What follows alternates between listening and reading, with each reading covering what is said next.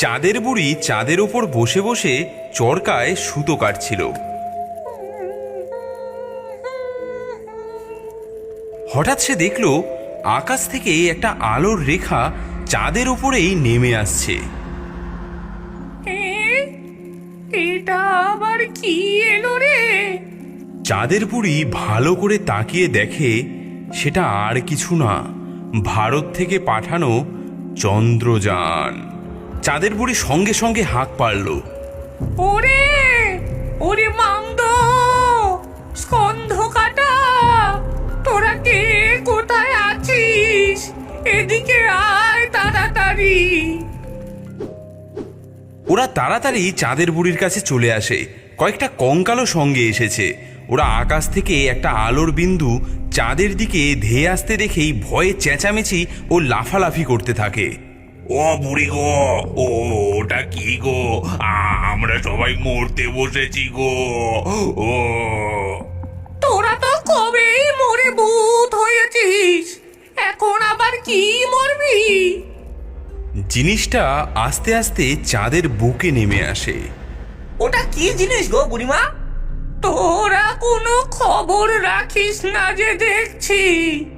ওটা হলো বিক্রম ল্যান্ডার, ভারত থেকে চাঁদে পাঠিয়েছে গবেষণা করতে।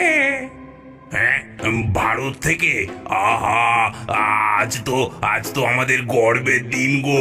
মরার আগে তো আমরা ওই দেশেই থাকতুম গো।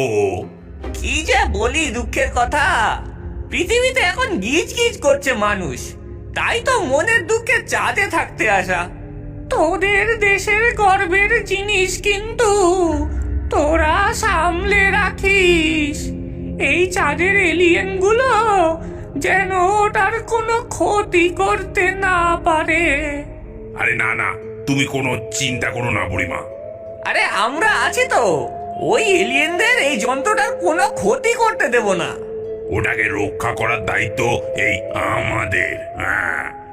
এদিকে চাঁদের ওপরে গোপন গুহাগুলোর ভেতরে চাঁদে থাকা এলিয়েনরা টেবিলের চারিপাশে গোল হয়ে বসেছে। সামনে বড় কম্পিউটার স্ক্রিনে দেখা যাচ্ছে বিক্রম ল্যান্ডার থেকে রোভার প্রজ্ঞান বেরিয়ে এসে চাঁদের বুকে চলে বেড়াচ্ছে। এই যানটা পৃথিবী থেকে এসেছে চাঁদে জল খুঁজতে। কেন পৃথিবীতে জল নেই নাকি? আছে আছে, তাও ওদের চাঁদের জল চাই। তাহলে আমরা কি খাবো? সত্যি তো এটা মানা যায় না, আমাদের কিছু একটা করতেই হবে। ভুরু চ্যাং, তুমি যাও, 2-4 জনকে নিয়ে দেখো কোনোভাবে যন্ত্রটা নষ্ট করা যায় কিনা। হ্যাঁ, ওদের কিছুতেই চাঁদের বুকে ঘাঁটি গাঁড়তে দেওয়া যাবে না। এলিয়েনদের ঘাঁটি থেকে 4টে এলিয়েন বাইরে বেরিয়ে আসে। এদিকে মামদো আর স্কন্ধকাটা তাদের দিকে নজর রাখছিল। এলিয়েনরা সামনে এগিয়ে যেতেই ওরা তাদের পিছু নেয়। এই ওরা কোথায় যাচ্ছে বলতো? নির্ঘাত বিক্রমের কাছেই যাচ্ছে, খবর পেয়ে গেছে বলে মনে হয়। ঠিক তাই হয়। এলিয়েনরা খানিকটা গিয়ে একটা পাথরের আড়াল থেকে বিক্রম ল্যান্ডারকে দেখতে থাকে। ওটার ভেতরে কি মানুষ আছে সেটাই তো বুঝতে পারছি না। যদি মানুষ থাকে, মানুষ থাকুক না থাকুক, আমাদের কাজ ওটাকে নষ্ট করে ফেলা। ঠিক ঠিক, ওরা যেন কোনোভাবেই জলের বা আমাদের খোঁজ না পায়। ওরা সবাই মিলে বিক্রম ল্যান্ডারকে ঘিরে ফেলে। চল সবাই পাথর ছুঁড়ে মেরে ভেঙে ফেলি এটাকে। ওরে মামদো, ওরা যে পাথর ছুঁড়ে যানটাকে ভেঙে ফেলবে বলছে। ভাঙলেই হলো, দাঁড়া দেখাচ্ছি ওদের মজা। চল আমরাই ওদের পাথর ছুঁড়ে মারি। এই যে এখানে বেশ বড় বড় পাথর আছে, তোল। তবে রে, খা খা বেটা।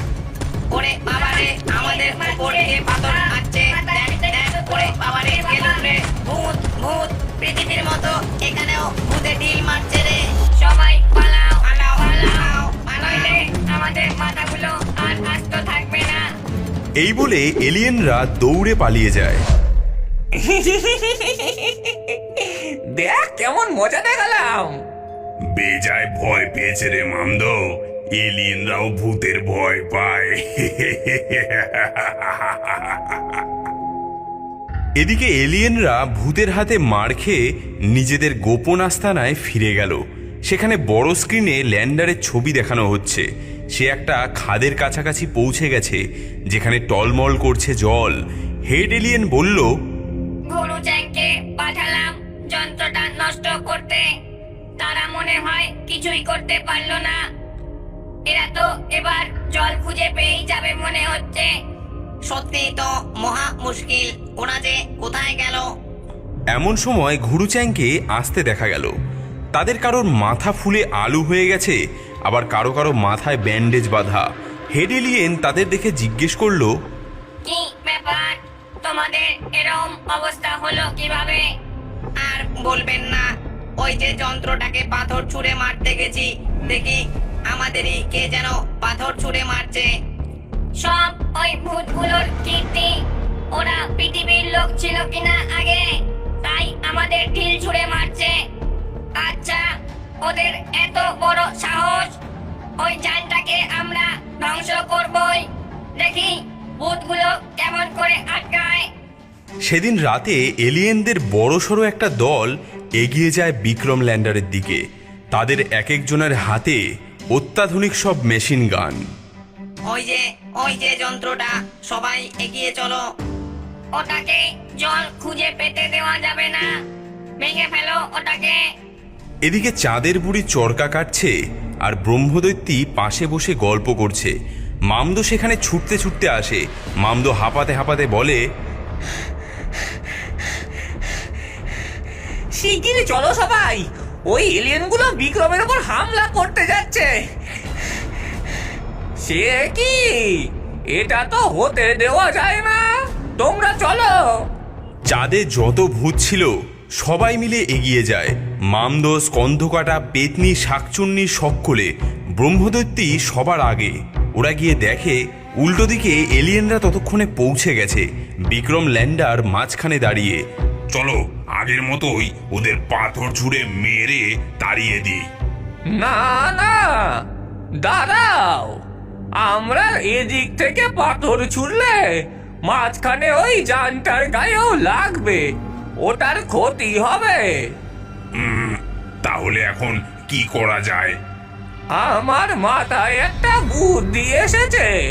শোনো, আমরা ওদের ঘাড়ে চেপে ওদের মেরে তাড়িয়ে ছাড়বো। চলো সবাই। সব ভূতেরা হিহি করে হাসতে হাসতে উড়ে গিয়ে এলিয়েনদের পিছনে গিয়ে ওদের টিকি ধরে টানতে থাকে এবং ক্যাতুকুতু দিতে থাকে। এলিয়েনরা তো এইসব কাণ্ড কারখানা দেখে ভ্যাবাচাকা খেয়ে যায়।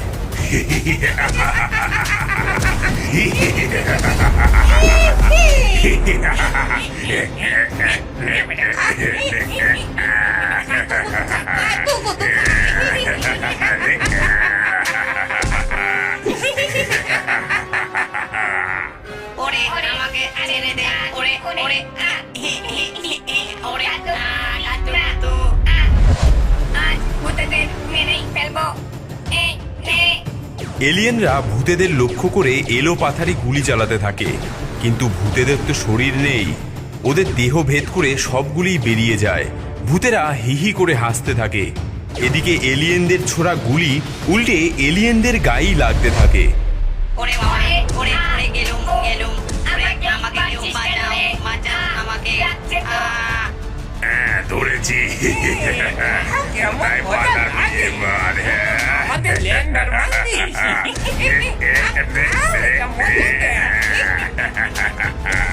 ওরে ওরে বাবারে, আমাদের খেয়ে ফেলো রে, পালাও পালাও পালাও, মাগো। ওরে ওরে এলিয়েনের দল, আমাদের ভারতের গর্ব বিক্রম ল্যান্ডারকে ধ্বংস করতে এসেছিলি। দিলাম তো কেমন, হ্যাঁ? তাহলে ভূত বন্ধুরা সবাই একসাথে জোরে বলো, ভারত মাতার জয়, ভারত মাতার জয়। চাঁদের বুড়ি চরকা কাটতে কাটতে দেখে এলিয়েনের দল হেঁটে চলেছে।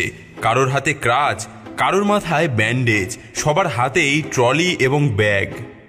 ওরে বাবা রে, আমরা আর পৃথিবীর কোনো ক্ষতি করতে যাব না। চাচা, আপন প্রাণ বাঁচা, আমরা এই এলাকা ছেড়ে চলে যাচ্ছি।